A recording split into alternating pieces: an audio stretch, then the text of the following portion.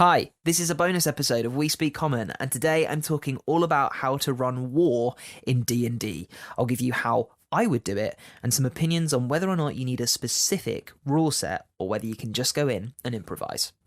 Welcome to We Speak Common.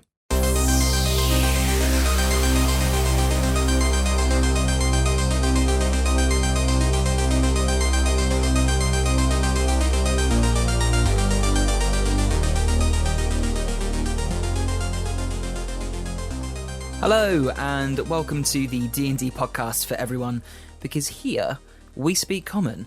My name's Ben, and this is not what I thought I was going to be doing today. Hi, this is a bonus episode of We Speak Common. Basically, felt a bit weird today, felt a bit like, I don't know, demotivated, a little bit withdrawn from D&D. We did a session on Saturday, and I really wanted to just get into it again and continue the story. You know how it is, and you get those kind of weird D&D withdrawal systems.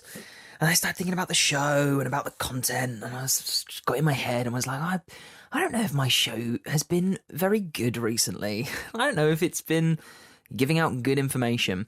And so instead of wallowing in that, I've decided I'm just going to get in front of the microphone and do a little bonus episode and hope that in that way it will do one of two things, or hopefully both of them. One, it will scratch that D&D itch that I've got at the back of my brain, and two, it will make me feel a bit better about the show and make me feel like I've put out some useful content for you. Because it's strange, this show started off as a way for me and a friend to just talk about D&D and get better, and that should still be the case. So I'm here to talk about some stuff, and I'm on my own today. So this is a completely different way of doing this, and you might love it, you might hate it. And actually, it's a bonus episode, so it's kind of an experiment in that. I'd love to know whether you hate the fact that I'm on my own, or whether you want to hear more of it, because I'll be honest, sometimes it's hard to find someone to sit down with. Scheduling is a bitch. We know this. We play D&D. It's a core part of our hobby. Side note, how odd is it that you get into a D&D hobby and you think, yeah, this hobby's going to be about playing D&D and fighting monsters. Then it turns out that it's just about learning time management, learning how to schedule your time with your friends. So we're going to go in and jump into a topic that was suggested on the We Speak Common Discord, which has been rolling around my brain for a little while. I've got some thoughts. I just want to get them out there. I was originally going to save this for next week's episode and, do it in the traditional sense, but I kind of have had these ideas rolling in my brain and I just want to get them out. So if it's something that you think you like to hear more about, then we'll jump into it again in the future, but by all means, let me know. So I suppose the first thing we should do is say thank you to our supporters. I just mentioned the Discord server. We have a Patreon for We Speak Common, which is an optional thing. It's just a way to support the show and help give some resources to it. So there's a really, really low level of like just £1, just £1. There's also a couple of different levels. So £5 a month, you get access to the server and access to every single extra piece of content I put out on Patreon. At the moment, there's a couple of things. There's a book of items that you can use in your game right now. And there's also a rework of the Sorcerer that just implements the spell point variant rule in the DMG, which you can grab too. And there'll be more in the future.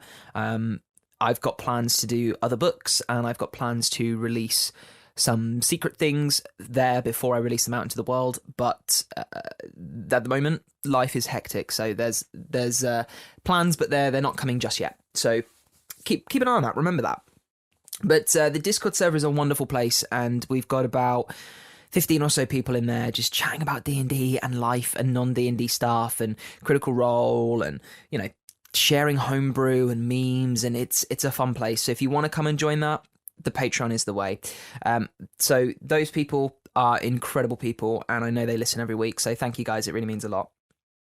Of course, the show is brought to you in partnership with two wonderful companies, the Dice Dungeon, who started off as a wonderful place to get metal D&D dice. They have since branded out, reached out, what's the right phrase, to do resin dice, but also books. So your actual official D&D books. You can pre-order the Van Richten's Guide to Ravenloft right now, which I'm really looking forward to getting, actually.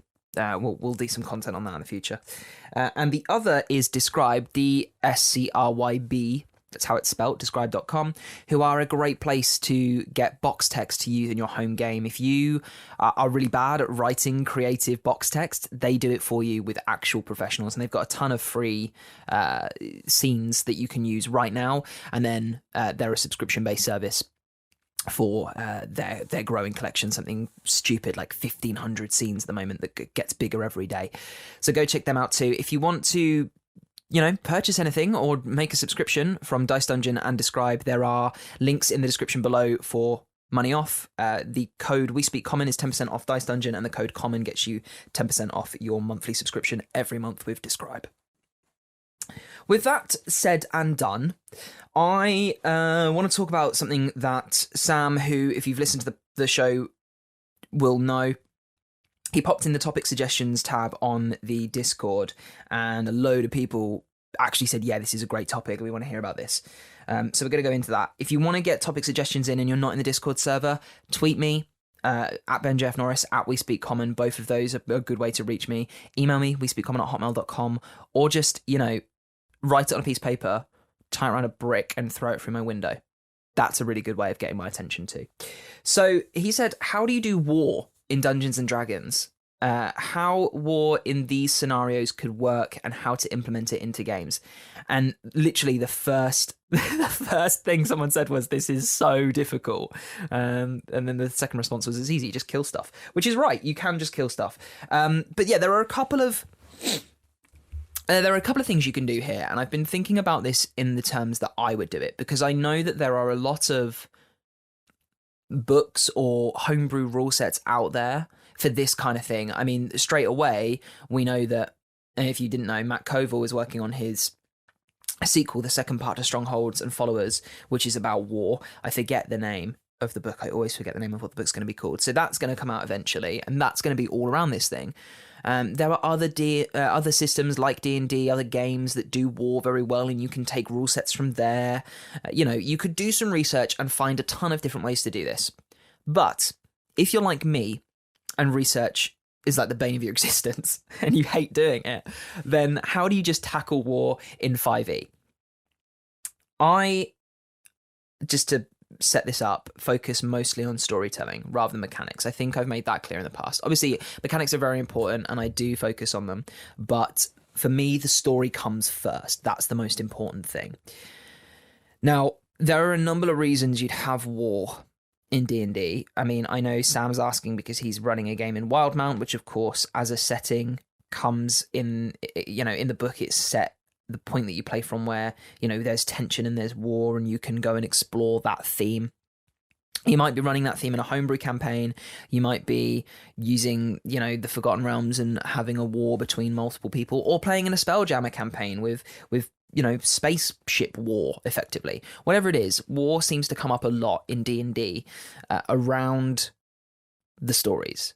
It doesn't necessarily have to be the main focus, but it tends to always kind of be there, or there's always some kind of tension. And at some point, you're going to find yourself wanting to run a full-scale battle. For me, story-wise, that's great, because I keep using this word, but it's evocative. It's provocative. You are putting your players in a scene that you can describe so vividly, with the clashes of metal, the swords against armor and shield. Maybe it's a war where there's a whole battalion of wizards, and they are like the scariest thing on the battlefield, because they're just a ton of really powerful evocation wizards who are setting off fireballs and moving flaming spheres through groups of people, and you can describe the crackling of the fire and the screams and the shouts. Like, war is a nasty thing, and put a pin in those wizards. We'll come back to those. So you can, on a story base, really grab this and run with it and have a lot of fun. You can write down a bunch of smells, sights, sounds, and just have a field day narrating and explaining what the players are seeing. And if they're just watching war from a far off point, like maybe they're in Avernus and they're looking down on the blood war, between the devils and the demons, And even then, it's like a mystical war because there's these winged beasts and dragon-like creatures and Balors and, you know, all these other types of fiends and foes and whatever. And if the players are just watching, then it's easy. You're just describing. As soon as your players get involved, that's when we need to think about the mechanics a bit more. And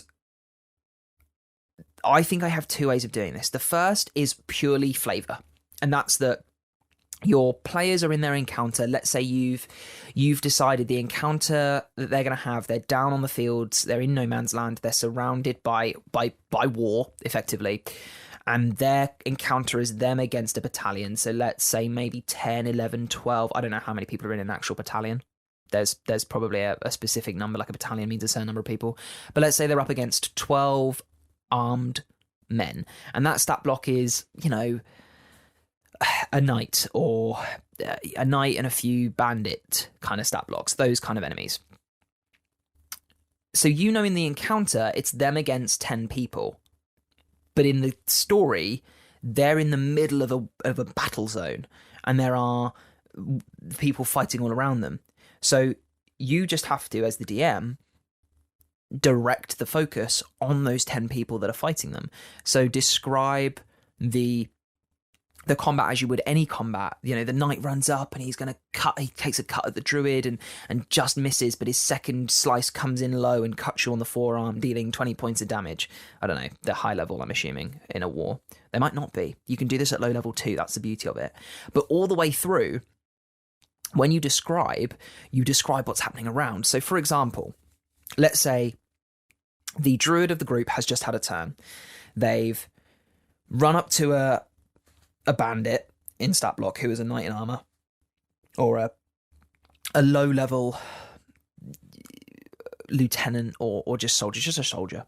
They've cast Shillelagh, they've bonked him on the head, they've done a bit of damage, he's still standing. It's then his turn. So you then describe him, you know, turning, bringing his sword down and slashing through the druid's defense and cutting his arm or something. But as you do that, you say to the druid, you know, you take the pain and you hear off to your left the scream and shout of someone in agony. And as you look, you see next to you a similar battle is happening between two garrison men. One of them has just been cut down. Your attention is suddenly drawn back to the soldier in front of you as he comes in for a second swing. So you start describing what's going on in the war, in the fight scene around them, as part of your flavorful description text in the combat. And I think that's a really easy way to implement war, right? That's a really easy way to make the players feel like they're part of a bigger battle, but really they're just focusing on these 10 soldiers that they're fighting.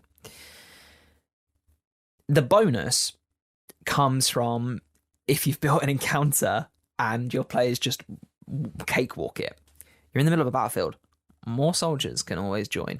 So there is that. And I suppose there is the opposite, the kind of downside, the problem to that is that how do you make it feel and make sense that they defeat the 10 people and then no more people come in, right? For me, I would use that as when the players win their fight, the garrisons around them are beginning to overwhelm the enemy. You know, really tie the narrative to what the players are doing, make them feel like they're having an impact on this war scene that's going on around them. There's the tricky thing to work with, that players have autonomy and that they can say, you know, the fighter can be like, oh, I want to pull someone in from the garrison around me and just chuck him. Like, you know, I can see an enemy's next to me because you've described it, so I want to use my momentum to pull him in front of me. Fine. You know, D&D is all about improvisation, I think, in a lot of cases, so fine, let's do that. How does that look? Well, make a grapple, basically, and pick a stat block for that random NPC that's suddenly been created. It's probably going to be a bandit or a soldier, much like any of the other fighters that they're up against, and have them make the save. If they pass, they just pull out of the way. Maybe they join the battle, because that's then the downside of, you know, grabbing someone's attention. Maybe they just pull away, or something happens. They get cut down before they grab them. If they succeed, the player succeeds and pulls them in, then you've got a few options there. You know, you can have the enemy already swinging his sword and cutting into the person, the player, and so instead cuts into this new NPC and kills him outright, deals with the problem straight away. Or you can have them clang up against each other if he misses, and then that NPC joins the fight against the players. You know, or if it's a friendly, he starts helping. So there are, I don't want to say downsides, but things to deal with, things to keep on your toes during this kind of way of doing it, and that's that the players can do anything. The players can say anything, and you've kind of got to roll with it. But for me, that's the fun. So there's one way, and that's a really easy way, I think. I think that's a really simple way to do it. But what about if you want to have full-on army scenes? Like, let's say you want to go full-on Warhammer in this house. You know, you want to have groups and soldiers and battalions going up against other groups of soldiers and battalions, and your players are one of those or they're part of one. I would look at potentially maybe making a hybrid of like a swarm stat block. So you could create a garrison stat block or a squad stat block that's made up of 6 bandits.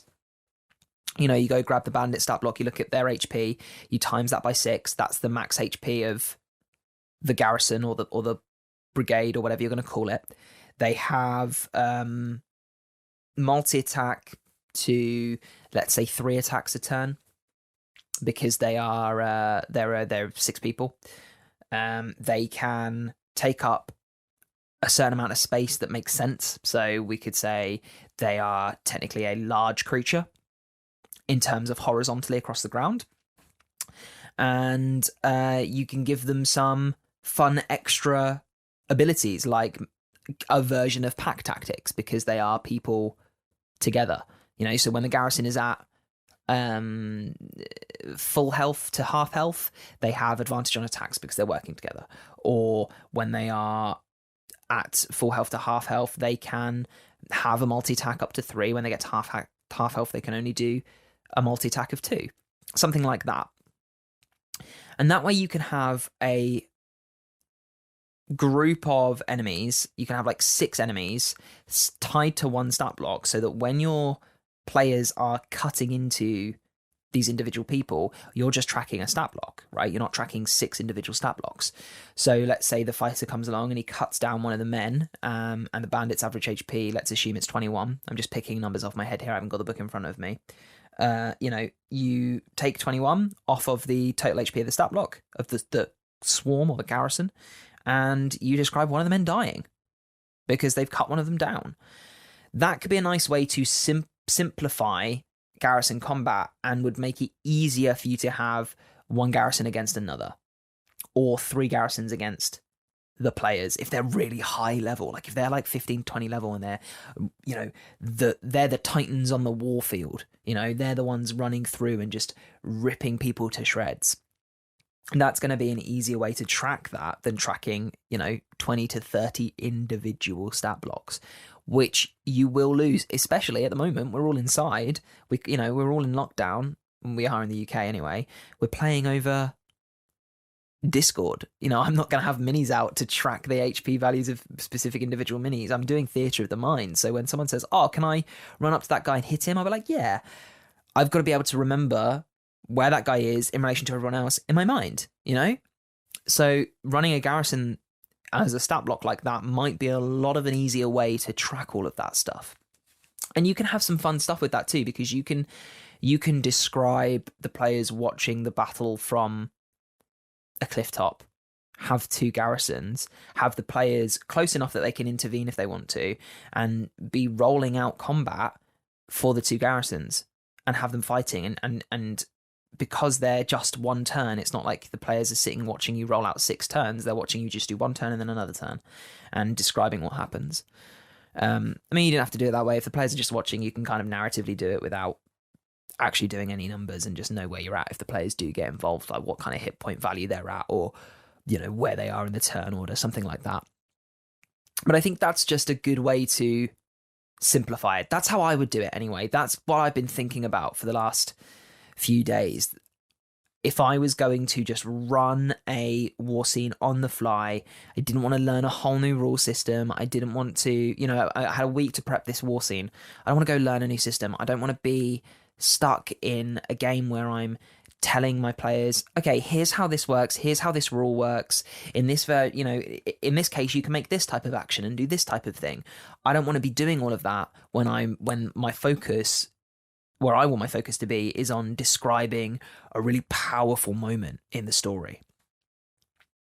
So yeah, there's a couple of things there. There are some things we should think about with war in D&D as well, I think, that I think get missed out.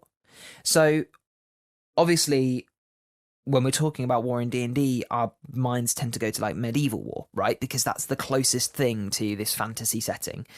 Men on horseback with swords and shields, and men charging and bow and arrow, a squadron of bow and arrow archers, that's the word I'm looking for, a squadron of archers firing arrows through the sky, that kind of thing. But in this setting, in this game that we play, there's magic. So how do we use that? How do we make this war scene different and D&D and fantasy and interesting? So Wizards, going back to that pin that I put in on the Wizards a while ago, we'll pull that back out. I always like to think that in a setting where there's a lot of war, Wizards are going to be highly valuable because they can do things that other people can't, right? In essence, Wizards spend their life learning, right? They dedicate themselves. And so they are going to be highly sought out. Sorcerers probably too. If you are an innately powerful person, any general is going to look at you and say, do you know what? You're like my super soldier. You're my agent. I'm going to use you. You can do things that other people can't do. So I would look at some ideas for using wizards as such, like, okay, are wizards utilized in war? Yes or no? In your setting, if they are, great. If they're not, why? What's the reason not to tap into this magical power, this pure, unrivaled power that some people possess? Why is that not used? Did something happen? Is there a Geneva Convention, basically? What's the reason? And if you can justify that, then great. And that might be fun too, because you can have sorcerers and wizards in your party who are like, oh yeah, we'll go help out the war, and then the general has to say no. You can't because of X, Y, Z. If you do that, we will become war criminals. That could be a really interesting take, especially as a player. That would be really interesting to experience, because I might be a wizard who, wants to fight for his country, but he can't. But I'm not very good at swinging a sword. But maybe I'm so devoted that I'm going to not use my magic when I'm on the battlefield. Like, that's a really interesting twist. But if they are allowed, how are they used? Do you have a group of purely evocation wizards, or do you have abjuration ones there? Do you have wizards that go out with other battalions with the pure mission statement for them to be to protect, and so they're doing things like casting shields and making walls of force, stuff like that? There are some really interesting homebrew spells that I've made before, and I would encourage you to look online for some good spells for wizards in war. There are probably a load that you could use. Like, for example, could there be a version of shield that you can cast on someone else rather than yourself? One spell I've got is a reactionary spell for intercept. So as a wizard or a sorcerer, let's say you're in, let's do it as a point of a player character using the spell, because that's, I think, easiest for everybody to get into the shoes of. You're the wizard, you have the intercept spell, you're a sorcerer with the intercept spell, you're in a combat and you watch a goblin fire an arrow at a party member, and you know that if they get hit by that arrow, there's a good chance they're going down. So you use your reaction to cast first level intercept. You roll, you make a ranged spell attack, with the DC being 8 plus the damage the projectile will cause. So let's say the goblin's fired his arrow and his damage is going to be 6, right? So then the DC becomes 8 plus 6. Quick maths is 14? 9, 10, 11, 12, 13, 14. Oh, yes. I'm very bad at maths, sorry. And so you have to beat a 14 to be able to hit it, right? You roll a 15, or you roll a 10 and your spell attack bonus is 5. Great, 15. So you then shoot out a bolt of magic that hits the arrow, breaks it in midair right before it hits your friendly fighter or whoever it was I said. That's a really cool spell, right? And I that's not the full ins and outs of it. I'm paraphrasing. But that would be a really cool spell for a specific class of wizard to have, a wizard who's trained to be, quote unquote, a war wizard. I mean, we know there's the subclass, who goes out with a battalion and they've learnt this spell because their job is to protect their garrison, their battalion, Maybe there's, like I said, a version of shield. Maybe there's a version of wall of force that just creates a wall of force around them to keep them safe. I mean, that is just wall of force. I don't know. There's these different things, right? You can play around with the magic system and create wizards and create spell lists for wizards that are specifically about protecting or specifically about attacking. Are there a group of wizards that stay up on a hill and they are at the back of the battlefield, but they are trained for ranged spells? So they train with the spell sniper feat and they are all about flinging fire and magic missiles and lightning across the battlefield. How cool would that be to experience as a player? Your DM sits there and he says, you're running across the battlefield. There's clangs of metal and people screaming and dying all around you. It's dirty. The clouds are black. It begins to rain. You hear a sudden from thunder. And then you see it 60 feet away, horizontally across the battlefield. A bolt of lightning strikes from the hands of a man who looks far too old to be on this battlefield and rips through 5 of your battalions. How evocative is that? Those wizards are suddenly scary, and I think that that's something that we forget. I think wizards are meant to be frightening because they dedicate their lives to learning how to be destructive. You got to be a little bit unhinged for that, So that would be really cool. But there are tons of things you can do with this. You can have high-level wizards who are there to go in and buff the men and women fighting. Wizards who go in and cast slow on the enemies. And then you've got a very different kind of war. You've got a war that's not about running in and clashing metal, but about running in and either maybe taking out these very important high-level players very quickly or avoiding them at all costs. And you can describe different scenes. You're not just running through a battlefield and hearing the clangs of metal. You're running through a battlefield and you move past someone who is petrified and can't move, and you run past someone who suddenly their eyes go white and they turn and start fighting their own men. Like that's a very different experience, but it's also very, very cool. And the way I look at it is the way I look at magic in any setting. Like when I was playing Dragon Heist, when I was running that game, I thought a lot about how magic would change society inside a city's walls. Because you've got the city guard running around, but there are men and women who use magic, and there's the watchful order of mages and protectors. So one of the things I implemented were a high level of city guard member who was effectively like a war wizard in a way, or like a pseudo paladin. Not everyone who uses magic has to be a class, right? So these guys were guard members who had swords, but they also had a book strapped to their side, and they had prepared spells, but their spells were specific spells. So they had Hold Person and what were they? They had Hold Person, Alarm, Detect Magic. What else? Spells like that, things that they would use in their job. You'd use Detect Magic to see if someone had broken in using magic. Speak with Dead, they use Speak with Dead to talk to the man that's murdered on the street to find out who murdered him. Things like that, things that would make their lives and their jobs easier. So think about magic and how it would change that war scene. What would it do to make it more evocative, more powerful, and more fun to play into? We should take a pause and say, again, this show is brought to you with a lot of hard work. I mean, I spend a lot of time on this and I really enjoy doing it. And it's really great when someone tells me they've enjoyed it. So if you get anything from this, do let me know. Get in touch, tell me what you think, tell me your thoughts. But there are specific people who support the show who deserve a little shout out. So if you are a member of the Patreon, you know who you are. You're in the Discord server. You guys are amazing. You can head over to wespeakcommon.com, which will take you to a link tree.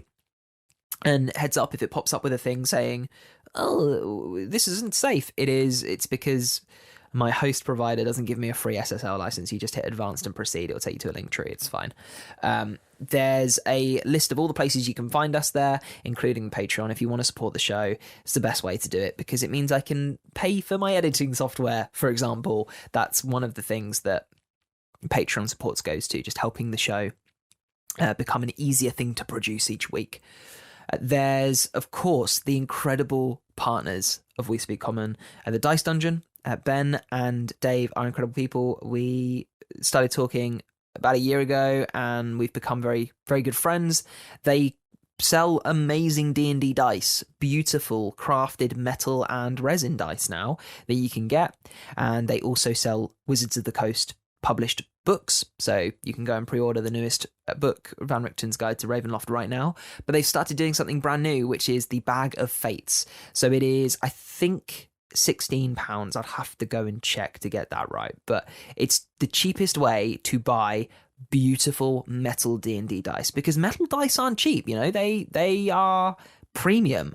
And if you buy a Bag of Fates, there are 25 sets. You don't know which one you're getting. You open the bag, you get a beautiful set of metal dice, and some of them are dice that you cannot buy through the store any other way. So it's a great way to get exclusive dice through Dice Dungeon too. And of course, you get 10% off your entire basket if you use the code We Speak Common on checkout. So go and have a look and check those out. They're really popular. So if you like the sound of that, like lucky dip, go and look now. There's a link in the description below that will automatically apply the discount. And then, of course, there's Describe, dscryb.com. Describe are an awesome resource.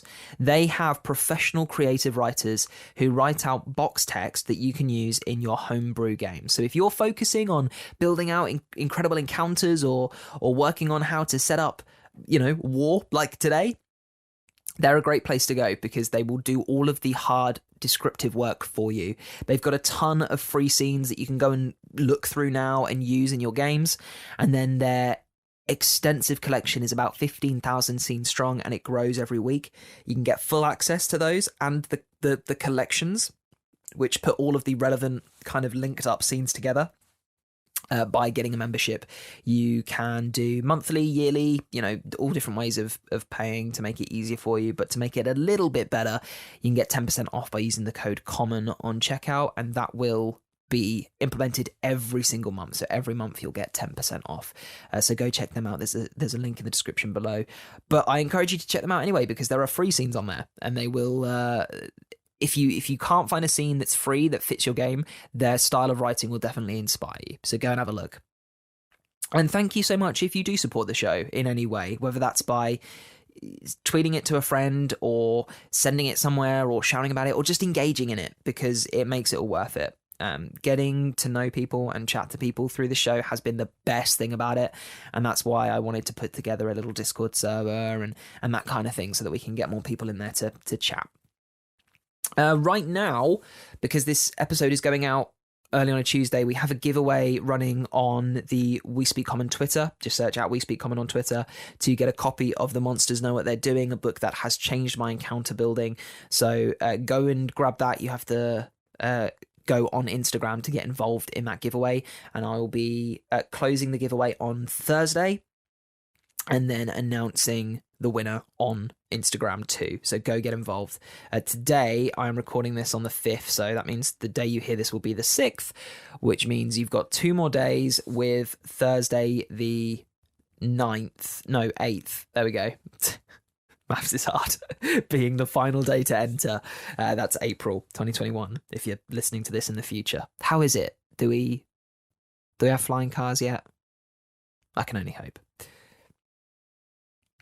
Anyway, back to the topic at hand. I want to touch on something that I think will matter to people who love rules. and I know a few of you. I mean, Joe was very much a rules lover, and I know Ray, who plays on my table, will probably be thinking the same thing. Like, well, what about those rule systems that exist? What about hard, fast rules for combat and war?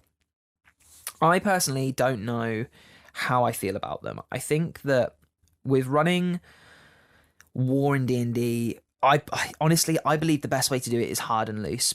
Hard and fast. Loose and fast. Hard and soft and loose. What's the phrase? I think that what I'm trying to say is I think the best way to do it is on the fly, in the sense. So obviously prepare what you need to prepare, and prepare that encounter, prepare that flavor text, prepare the scene, as it were. But I think D&D is very good at doing the thing you don't plan for. Players are very good at that, and I think that it's better to be able to go with the flow in a scenario like this of what the players decide to do, rather than set up a set of rules that they have to run by. Because in my opinion, if I've got a rule system set up that's like, okay, when you're in war style combat, you have this type of action and this type of bonus action that you can pick from, that stops my players from having the freedom to be like, oh, I have all these abilities as a character that I can use. Can I do this?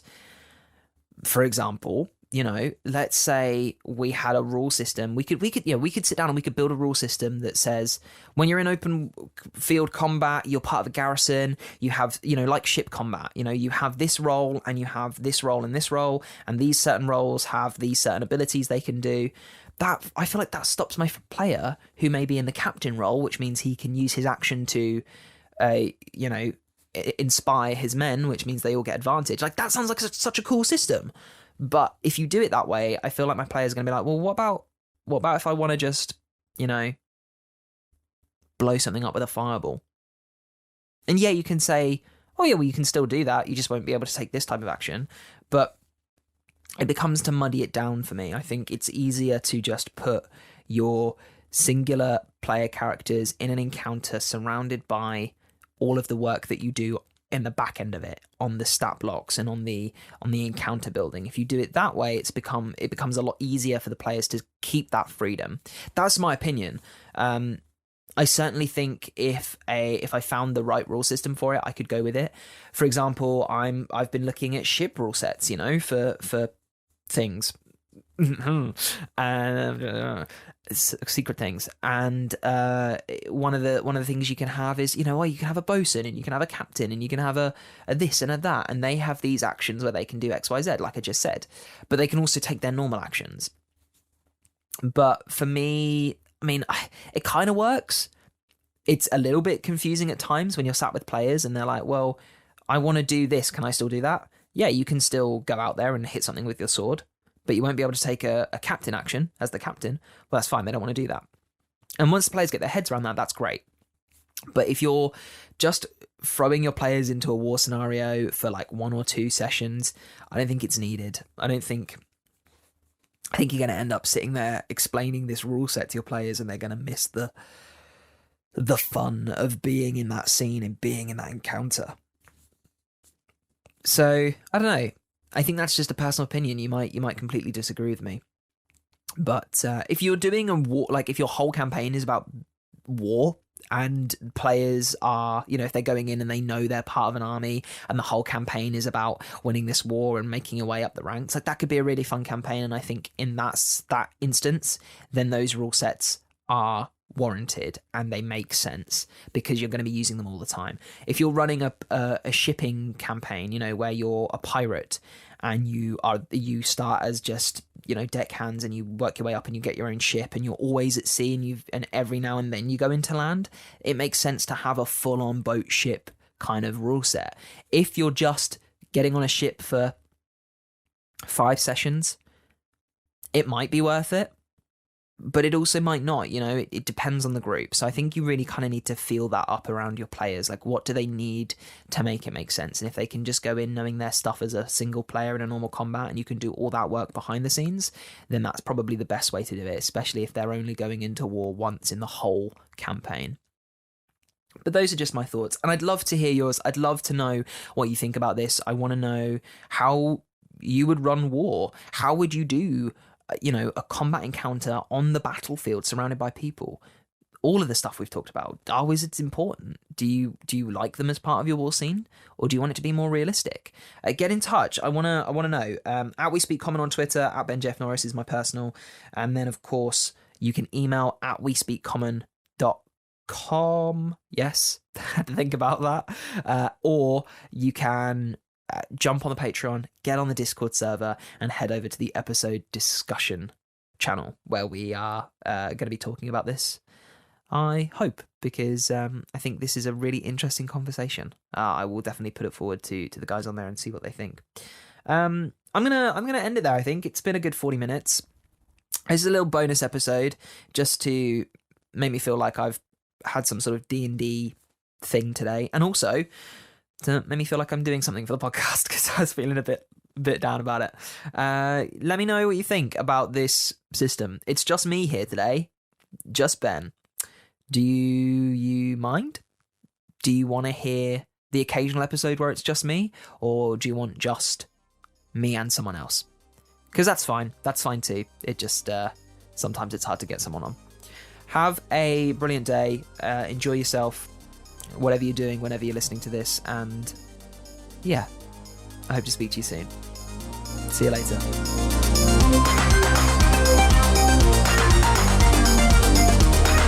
Thanks for listening today. If you like the show, do us a favour, leave us a like and review on your platform of choice, and share us with your friends. Send us to your fellow DMs and players so that we can build our community even more. It really helps to get us out in front of more eyes. If you want to support the show, you can by joining our Patreon. Links can be found in the show description and the episode descriptions on all platforms. The music in the podcast is Street Dancing by Timecrawler82. It's licensed under a Creative Commons license by NC. You can find it on the Free Music Archive.